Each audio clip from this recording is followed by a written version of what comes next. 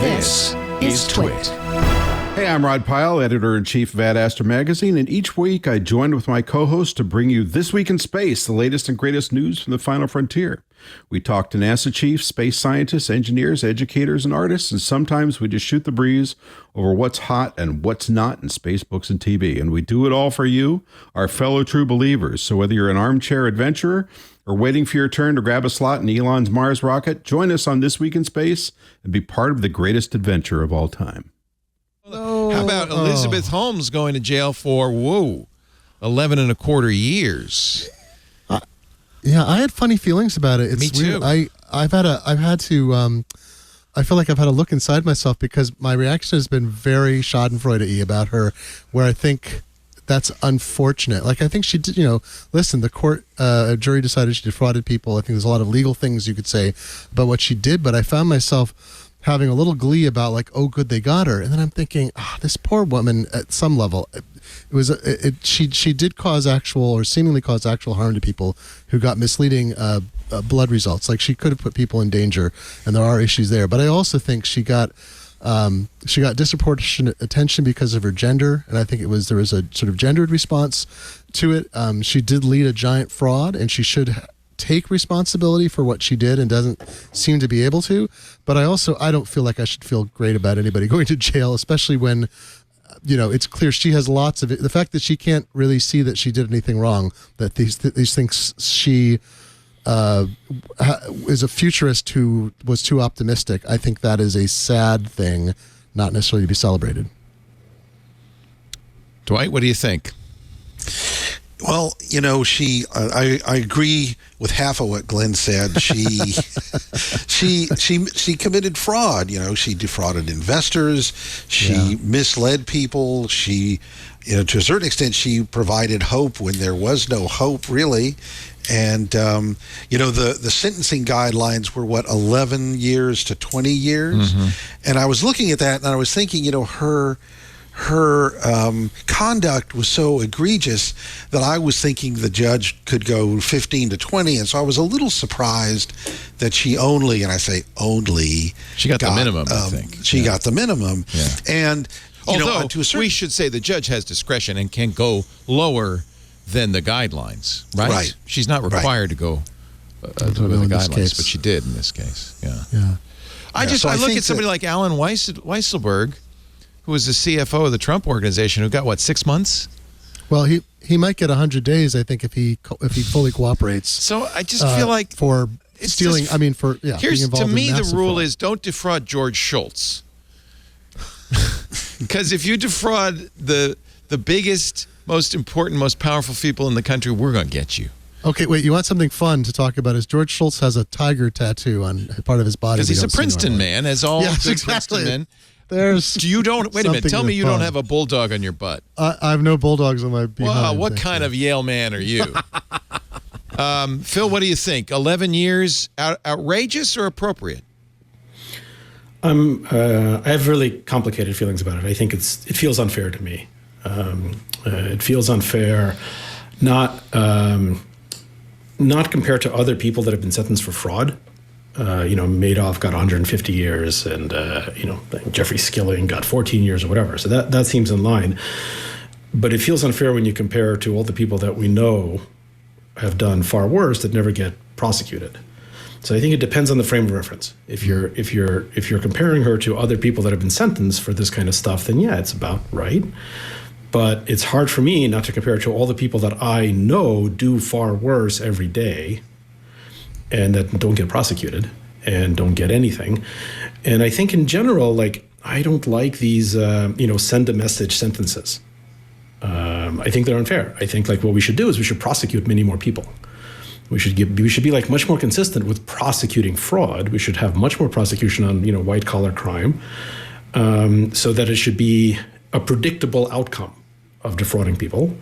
As it is right now, we prosecute very few people. And then the ones that we convict, sometimes they get massive sentences. But I don't, A, that doesn't seem fair to the person getting the sentence, and B, that doesn't seem like the right kind of deterrent effect, because like I don't think most would-be fraudsters are deterred by, oh yeah, this is the 1 in a million shot that, maybe I'll get caught and go to jail. Like the next Elizabeth Holmes isn't looking at this going, oh well, I better not defraud anybody. Right. No, but if you were going to do this and you'd be like, well, there's a 25% chance that I'm going to wind up being convicted and going to jail for a year, like I think that would be a much less of a deterrent. So it feels wrong to me, and it feels wrong because I know lots of people who do far worse and they don't get prosecuted at all. I hope you turn them in, Phil. By the way, Phil's plane has landed, and now apparently he's in Tokyo for the Cherry Blossom Festival. In the spring, that's great. Tokyo last year in February. So, and we all have mixed feelings. Part of my mixed feelings are inappropriate, which is that she has a 1-year-old and she's pregnant with another child. That's 2 children who will not have their mom. Now, will she do 11 years, or is there good time off for good behavior? It's a federal sentence. Unless her appeal comes in, she's in. There's no parole in federal. Even if she goes to the country club jail, that's hard time. 11 this is federal years prison. of your life. There's Oh, sorry. There's a great Law and Order episode that a number of years ago that I always think about in terms of this when I try to calibrate my feelings. It's an episode that it plays on that someone's kidneys are stolen and they wake up in a tub of ice, urban myth, which circulates. This literally happens in the episode. As somebody wakes up, his kidney's been stolen and there's a bag of ice. And they eventually figure out that it's a very rich man whose daughter needed a kidney and he couldn't get one through a reasonable way. So he essentially hired someone hired goons to find somebody with a good kidney that was a match, and then paid doctors huge amounts of money to perform the surgery. And the great line at the end on the stand was, Mr. So-and-so, this time was a kidney, he survived. He's actually going to be fine, the person whose organ you ripped from his body. But if it had been a heart, would you have done anything differently? And I sometimes think that's the calibration factor, is I think about Holmes and I'm thinking it does seem like too much. It doesn't seem like it has a deterrent effect. I feel bad for her children, her family, and the harm she committed. Was she out there actively killing people? Well, there's some arguments that there were adverse health effects that resulted from some people getting bad test information. And the thing is, I think if 100 people had died from this, as opposed to that would be different. That would be different. But I think also I don't think her behavior would have necessarily been any different is the problem. Well, and if I'm Sunny Balwani... She has no remorse. She is remorseless. Yeah. She was, because she didn't think it feels like. She doesn't think... This is what you do in tech. Somewhat, I have to say, our own culture is to blame because we lionized her, and she was taught to some degree that you fake it till you make it, right? Yeah, absolutely. And that's how Steve Jobs made it. That's how Elon Musk made it. You go and you go and you go till you make it, and sometimes you don't. I think there's 2 issues here that are separate. And so whenever I find myself having these like conflicted feelings, I try to figure out is there more than one thing that I'm having feelings about?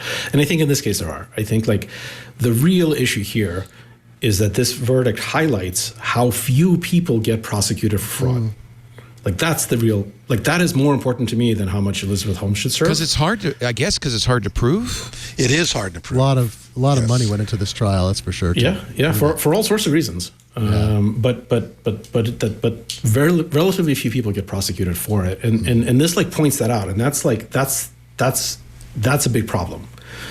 That's separate from, does she deserve 11 years or 5 years or whatever? And I'm less attached to that position. I think personally, it doesn't really do anyone any good to lock her away for 11 years. So I would have done something a lot more lenient, but I'm also totally happy to be hey, I'm not the judge. This is the way the system works, whatever. Let me compare. The reason that I feel it's... Go ahead. I'm sorry. Finish your sentence. I said no. The reason that it feels unfair to me is because it points out how look at all these other people who aren't getting prosecuted at all. Justice has always been uneven, right? It's impossible. It's the nature of justice. You do the best you can. You can't fault a sentence because not everybody gets the same sentence. It's unfair.